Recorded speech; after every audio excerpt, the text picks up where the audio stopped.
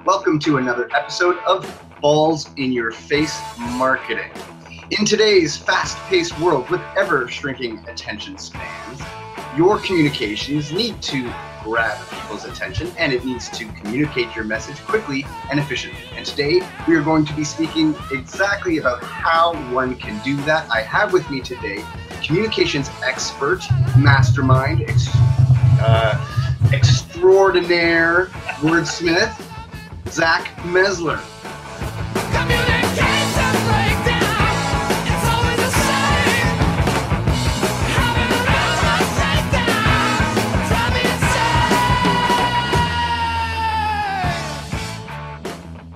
What's up? Yo, Zach, what's shaking, my man? How are you? I'm so great. excited to do this. This is so fun. Product marketing for me has always been largely a translation role, especially in tech. And to be successful there, you have to be able to translate something crazy complex to something absolutely simple, especially when you have non-technical salespeople selling an incredibly technical product to a non-technical audience. The message that we put out internally to the sales pro might be very different from the message we put out to the prospect, may be very different from the message we put out to the client, may be very different from the message we put out to the analyst, to the buyer at any stage towards their path of buying what we have. Communication, you can change the world. I mean, you can accomplish just about anything with communication. You're convincing people to take action. You're convincing somebody to do something. Sometimes that's even yourself. And so it comes down to three core elements, for me at least. It's clear.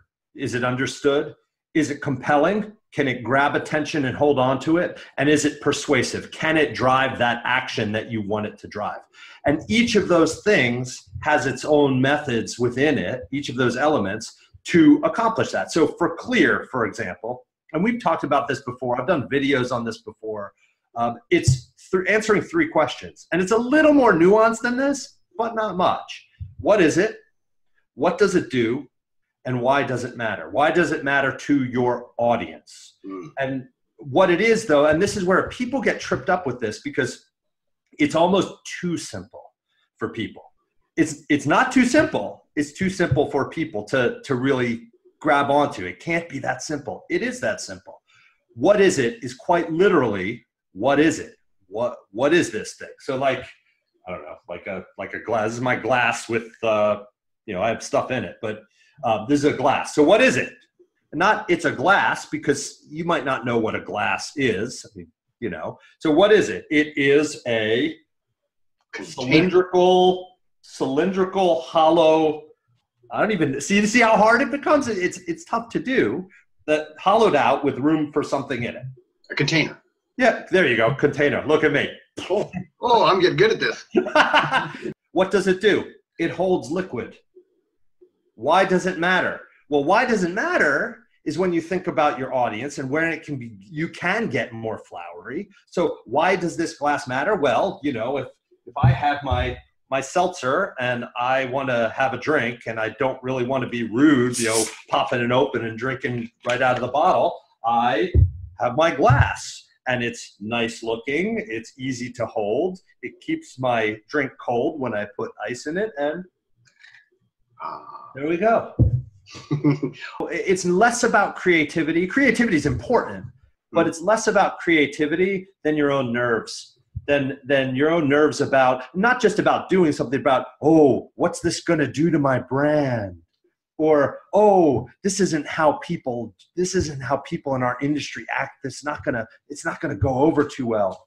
If you understand your audience, you know what moves them, you understand them deeply enough where you know those professional goals, you know those personal goals, you know how they're going to react to your stuff.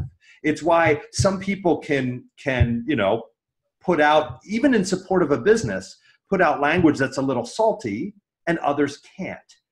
And so anyway, getting back, it's not so much about being compelling, isn't as much about being creative as it is a willingness to try something different and be comfortable with trying something uncomfortable.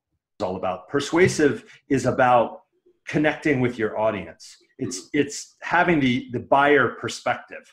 Yeah. Some people call it empathy. It's perspective. It's taking the buyer perspective, but it's more than just taking the perspective.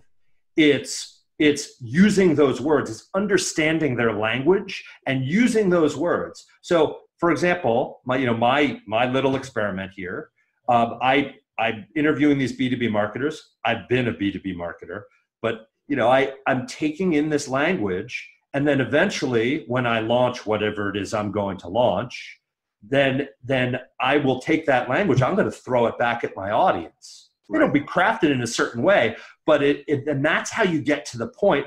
It doesn't have to be a product. It could be anything. It could be your LinkedIn profile, but that's when you get to the point where people start writing back to you or speaking to you and saying, oh my God, it's like you're in my head. Oh my gosh. And you get that trust simply by writing an email. You get trust by just writing, because you're taking their words and throwing it back at them. It's not just professional needs, and people forget that. Yeah. Personal needs. It's big time. Oh yeah. Big time. I know. I couldn't agree with you more. I've said that as sort of my coaching advice to people from a sales perspective. If you get on a call with somebody and just say, okay, well, what is it that you want to achieve with this, through your marketing advertising campaign? Invariably, the very first answer that they will give me is, well, I want to drive sales up to X dollar value. I want to bring on 20 more clients. It is always first phrased in business terms or financial terms.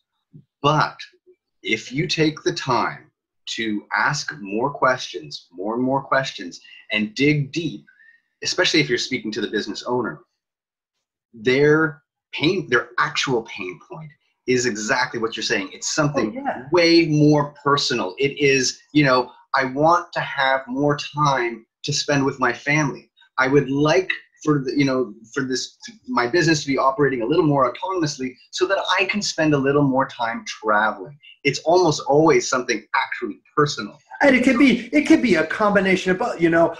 I want more recognition in my workplace. I want a raise. I want a promotion.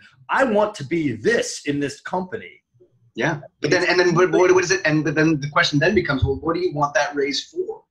Right? Yeah, well, sure. Money doesn't mean anything, right? Like, money itself is meaningless, actually, right? It's what would you do with that money? Yeah, for sure. And that's why I keep on kind of always asking more. Well, okay, so what if you did achieve those targets, that first answer that you gave me? What would you do with it?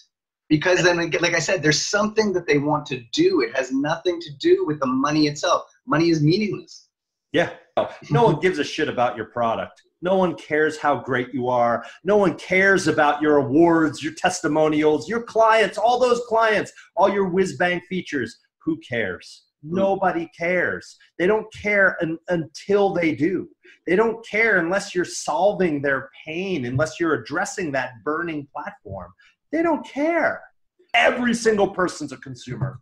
Absolutely. You know what? I couldn't agree with you more. I mean, a great analogy that I would give for that is this, right? Like, let's say like your shoulder is in enormous pain, and you go to the doctor, and he's gonna, ask you a whole bunch of questions, and he's gonna, okay, what happens when I move it like this? Da, da, da, da. But at the end of the day, right?